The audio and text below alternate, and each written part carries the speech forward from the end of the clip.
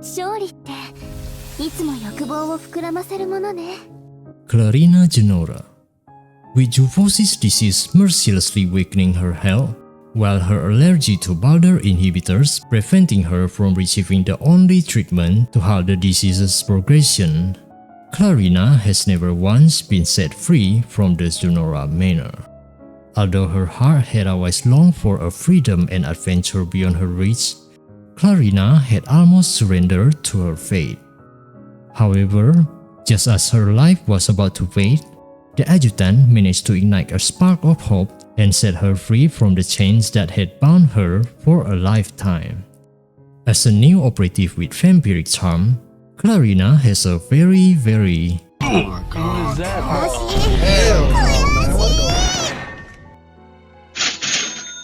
very elegant personality. With her blue eyes, blonde hair, and a little wing, is enough to melt your heart. As a kinetic element skill DPS who use submachine gun, Clarina doesn't just has a very high agility, she also can deal a huge amount of damage as she glides to another location, making her a difficult target to attack while easily maintaining her high DPS. Although Clarina's skill also has a quick time event mechanic just like Nita Pulse, she is easier to use than Nita Pulse, because you don't need to worry about activating her skill outside the quick time event highlighted zone and reduce her DPS. Therefore, you can simply spam her shooting button or standard skill button. She will automatically perform the enhanced shot or enhanced standard skill once the highlighted bar is reached. But in order to maximize her DPS, it is more recommended to tap the button precisely when the QTE highlighted bar is reached, so you can minimize the delay between each action and maximize her DPS. After using her standard skill, Clarina consumed 20% of her current HP to summon 3 red velvet bats and display her quick time event bar. Each time red velvet bats hit a target, she gains 3 crimson charge per hit. By tapping either the shooting button or standard skill button within the quick time event highlighted zone, Clarina will perform an enhanced version of the respective action. If you press the shooting button within the highlighted zone, Clarina will perform Sanguine Burst Fire by firing 15 enhanced shots that doesn't consume bullets from her magazine. This shot has aimbot mechanic, and its damage is counted as standard skill damage, but it doesn't count as standard skill hit or shot hit. So this action cannot trigger buff or mechanic that require a skill hit or shot hit. Additionally, each time the bullets hit a target, Clarina will recover a certain amount of ultimate energy and skill energy, gain 1 crimson charge, and recover a certain amount of fixed healing. This fixed healing is a fixed amount based on Clarina's level and not affected by all kind of healing buff. On the other hand, if you tap the standard skill again within the highlighted zone, Clarina will perform Midnight's Bite to summon a pink velvet swarm that gradually deals 9 instant of kinetic damage to up to 3 targets within the skill AoE. Additionally, for each target hit by Midnight's Bite, Clarina will recover a certain amount of ultimate energy and skill energy, gain 6 crimson charge, and recover a certain amount of fixed healing. So under what condition is each of these enhanced action needed? In short, Sanguine Burst Fire is recommended when facing single enemy, while Midnight's Bite is more effective when against multiple enemies. Although both enhanced actions have almost similar DPS when used under their optimal condition, the ultimate energy, skill energy, and crimson charge gain will show significant difference. After unlocking her standard skill Neuronic upgrade, the first upgrade can allow her to spam Midnight's Bite more intensively, while the second upgrade can increase her synergy with healer support operative like Echel the Cup for example. Clarina's ultimate skill doesn't cost any ultimate energy, but it needs at least 20% crimson charge to be available for use. When Clarina uses her ultimate skill, she will enter the Parasol Fusil stance to fire some powerful shots that consume 20% of the crimson charge per shot. Therefore, she can fire up to 5 shots by gradually consuming the 100% crimson charge. However, Clarina will exit this stance early if the Crimson charge is insufficient or by performing tactical dodge. Additionally, the more shots she can fire, the higher damage her ultimate skill can deal. Especially after unlocking her ultimate skill second neuroning upgrade, can increase her ultimate skill final damage by 20% each time Clarina consumes 20% of the maximum Crimson charge, where this effect can stack per shot she fired, but will be removed upon exiting the Parasol Fusel stance. Therefore, it is highly recommended to use her ultimate skill only after you fully charge the Crimson Gauge, unless there is an invulnerable phase or you are a whale.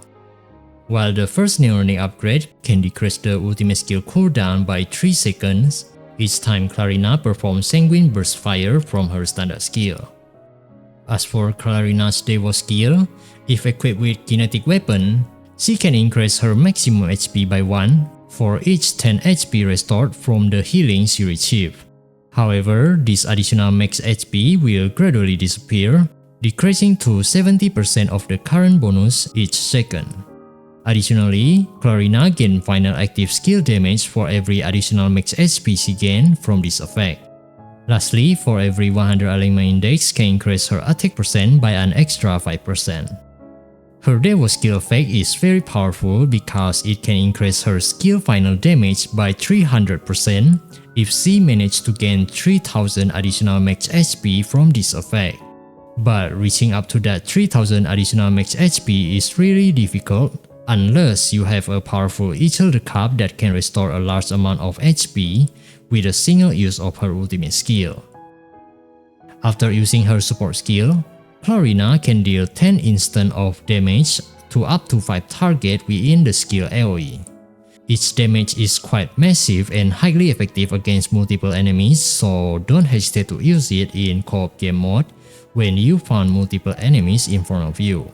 After unlocking the first neuroning upgrade, Clarina's support skill can also inflict stun on all targets within the AoE for 3 seconds, while the second upgrade can increase the number of hits dealt by the support skill to 15.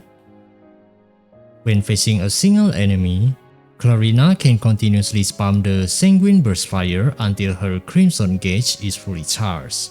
Once fully charged, Clarina uses her ultimate skill to deal massive damage to the enemy in front. Additionally, since Clarina's ultimate skill doesn't consume ultimate energy, you can use it to activate Ichel the Cup's ultimate skill first, then followed by Clarina's ultimate skill. Because besides Ichel's ultimate skill can offer massive flat attack buff, her large amount of heal can also trigger Clarina's Deiwos skill effect to provide skill final damage by a significant amount. On the other hand, when facing multiple mobs, Clarina can continuously spam Midnight's Bite to deal AoE damage to 3 targets simultaneously. After the Crimson Gauge is fully charged, Clarina can use her ultimate skill to eliminate the elite enemy by aiming directly at their position. Additionally, whenever Clarina uses her standard skill, enhanced action or ultimate skill, you can control the direction of her glide or dash with her movement direction, so you can create distance or dodge the enemy attack while casting her skill. Lastly, when the enemy enters its invulnerable phase, you can still charge Clarina's Crimson Gauge by continuously hitting the enemy with her standard skill. This allows her to bypass downtime by stacking damage in advance. In summary, Clarina is also quite effective when facing enemies with invulnerable phase. Clarina's recommended Logistic squad is Him Squad.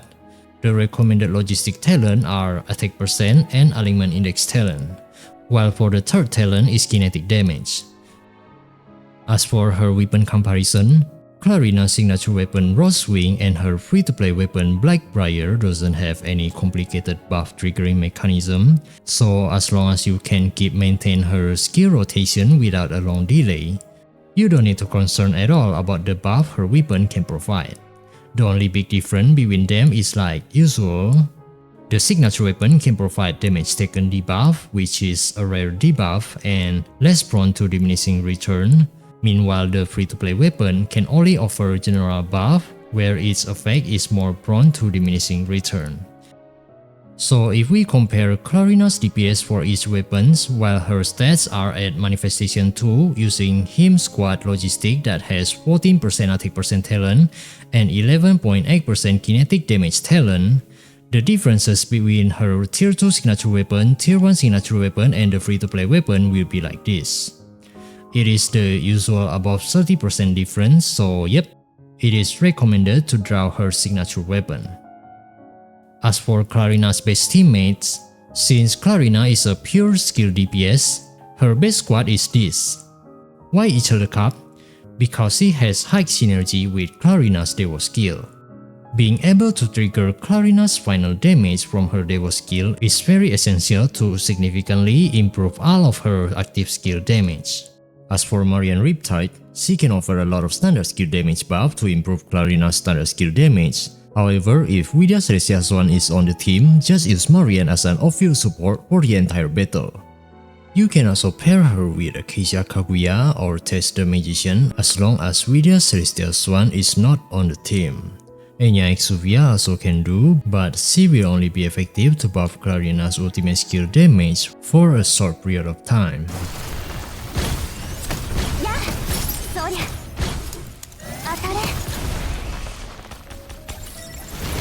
Alright, I think that's all the introduction about Clarina's Crimson Moon. So are you ready to free the vampire princess from the Forbidden Castle and continue the Genora's bloodline? Let me know in the comment section. Thank you for watching, see you next time, cheers!